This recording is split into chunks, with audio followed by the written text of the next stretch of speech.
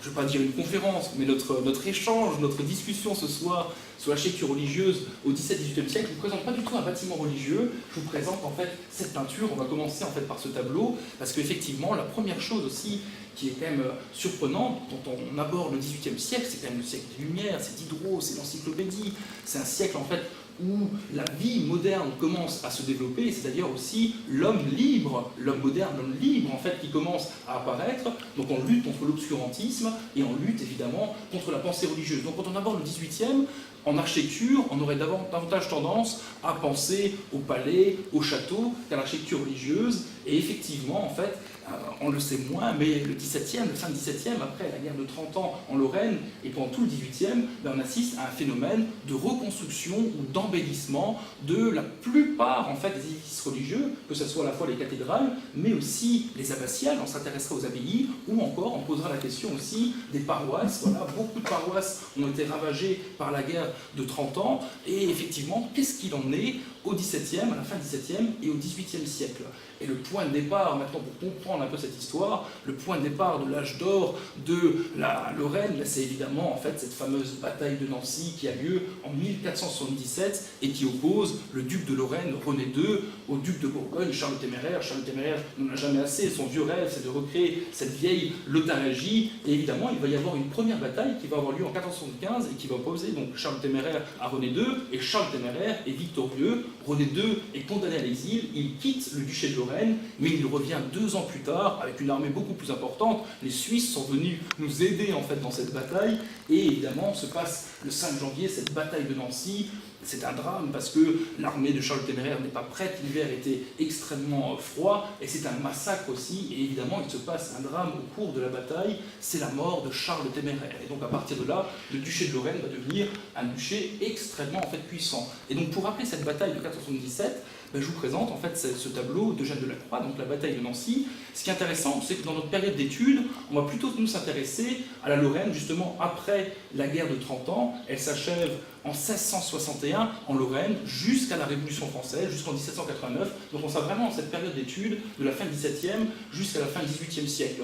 Voilà, on peut dire que l'âge d'or de la Lorraine s'effondre donc en 1631 avec la guerre de 30 ans, et nous sommes ici 200 ans plus tard avec un tableau qui a été peint en 1831. Voilà, c'est une peinture romantique, et évidemment dans la peinture romantique, on a toujours dit que le romantisme c'était une peinture de passion, de vérité. Quand on commande ce tableau à Delacroix, il est déjà extrêmement connu et reconnu, mais c'est sa première commande officielle, et il faut imaginer qu'à cette époque-là, il n'a pas très envie quand même de travailler en fait, sur ce sujet en fait, d'histoire, mais il aurait pu très bien représenter un René II qui arrive comme ça triomphant après la bataille pour signifier la victoire, et non, il va aller au cœur de la bataille, au moment le plus dramatique, au moment le plus tragique, où le chevalier du Beausémont s'apprête avec sa lance, comme ça, à tuer Charles le Téméraire. Alors ce tableau il est assez fantastique parce qu'on ressent toute la tension dramatique de la peinture romantique, voilà, cette tension où on est juste au moment qui précède la mort de Charles le Téméraire, et quand on regarde ce tableau en réalité, on voit vraiment le personnage, les yeux écarquillés, rouges, injectés de sang,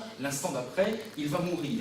Alors il faut quand même imaginer, je vais remonter un tout petit peu dans le temps pour savoir ce qu'est véritablement une peinture. Et là on va arriver au moment de la Renaissance. Il y a un grand architecte, Léon Battista Alberti, qui va écrire un des tout premiers traités de peinture. Ce traité s'appelle De Pictura, on est en 1435, et dans ce traité, il va définir ce qu'est une peinture.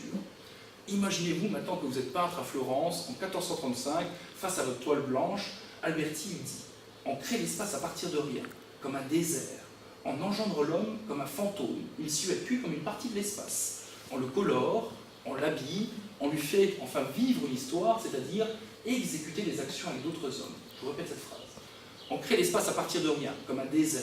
On engendre l'homme comme un fantôme, il ne silhouette plus comme une partie de l'espace. On le colore, on l'habille, on lui fait enfin vivre une histoire, c'est-à-dire exécuter des actions avec d'autres hommes. En 1435, la peinture est là pour nous raconter une histoire, et comment est-ce que l'artiste procède? En disposant ses personnages d'une certaine action, d'un certain mouvement, qui fait que quand nous on regarde ce tableau, on donne vie finalement à tout ce mouvement et à toute cette histoire. Ce qui est intéressant, c'est que Delacroix, même si c'est un révolutionnaire dans la peinture romantique, elle s'impose finalement dans le premier tiers 19e, il va y avoir un grand conflit dans la peinture entre les partisans du dessin et les partisans de la couleur. Et il dit bien en fait Alberti, voilà, on dessine la silhouette du personnage, ensuite on le colore. Donc finalement pendant très longtemps, la couleur n'était qu'un agrément à la peinture. Le dessin primait et la couleur était secondaire. Et quand on regarde cette grande querelle, elle opposait Ingres. Ingres disait toujours, quand le dessin est bien fait, la peinture est quasiment achevée. Et Delacroix disait que, effectivement, le dessin est important, mais ce qui est fondamental dans une peinture, c'est la couleur, parce que grâce à la couleur, là, on va véhiculer des émotions, des sentiments. Ici, on sent bien déjà la couleur chaude, la couleur rouge qui prime, voilà, ce ciel, en fait, extrêmement romantique, parce qu'il va refléter tous les tourments, et évidemment, ce drame de la bataille avec cette mort de Charles le Téméraire. Mais quand on regarde bien ce tableau, juste dans sa composition, comment est-ce que le peintre l'a organisé, l'a créé, finalement, elle révèle déjà énormément de choses sur la suite de cette bataille. Ici, on parle d'une composition semi-circulaire, en demi-cercle. Si on regarde bien, il y a une différence entre le gris clair et le gris foncé. On y voit un demi-cercle. On y voit son pendant dans la partie haute. Et ensuite, il va inscrire les deux armées dans des triangles. L'armée de René II, qu'on voit ici son cheval, dans ce triangle horizontal, avec la pointe qui arrive parfaitement derrière le casque du chevalier Bosémond, et l'armée de Charles Téméraire, totalement en déroute, dans le petit triangle. Donc juste à regarder la composition, voilà, on sait déjà tout de suite qui a remporté la bataille. Alors effectivement, quand nous, on pense maintenant à cette ville de Nancy, à ce duché de Lorraine, à cette puissance, en fait, on peut avoir en tête justement la ville telle qu'elle était au début du XVIIe siècle. Alors, je vous montre juste quelques petites gravures, où on voit évidemment les grandes fortifications, avec le bastion en fait Vaudémont et d'Aussonville, qui est encore conservé, qui est aujourd'hui l'espace dans lequel est située la collection Dôme au musée des Beaux-Arts de Nancy. Et ce qui est intéressant, c'est qu'on voit aussi énormément en fait, de clochers. À l'époque, voilà, il faut imaginer, et ça je reviendrai dessus, mais la Lorraine c'était un bastion du catholicisme, et on parlait même en fait de villes couvents ou de forteresses monastiques, pour dire aussi à quel point finalement l'architecture religieuse était extrêmement développée en Lorraine. On peut aussi avoir le plan de la Ruelle de 1611, qui a donné naissance à ces fameuses plaques maintenant qu'on retrouve sur le sol à Nancy, où on retrouve évidemment à la fois d'un côté la vieille ville et la ville neuve de Charles III. Et aujourd'hui, finalement, le bastion Vaudémont, le voici, Aussonville de l'autre côté, et la place Stanislas se trouve sur cet emplacement-là.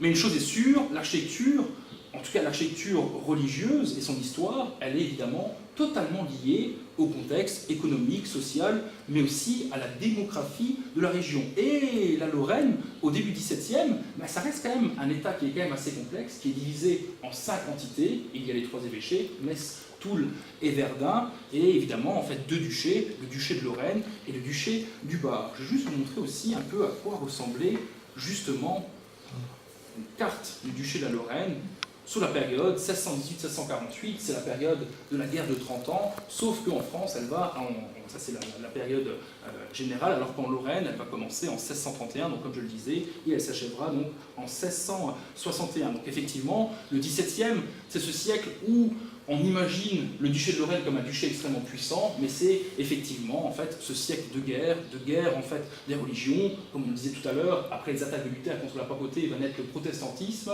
Donc évidemment, en fait, chez les protestants, on condamne les images, on considère que c'est aussi le culte de l'idolâtrie, alors que finalement, progressivement, on va avoir la réponse en fait des catholiques avec la contre-réforme, ce qu'on appelle la réforme catholique, où là justement, on va encourager un art aussi qui est triomphal. Là, on arrive dans toute la peinture aussi baroque au XVIIe, voilà un grand Rubens où on voit des formats monumentaux sur lesquels en fait se déploient les sujets en fait religieux.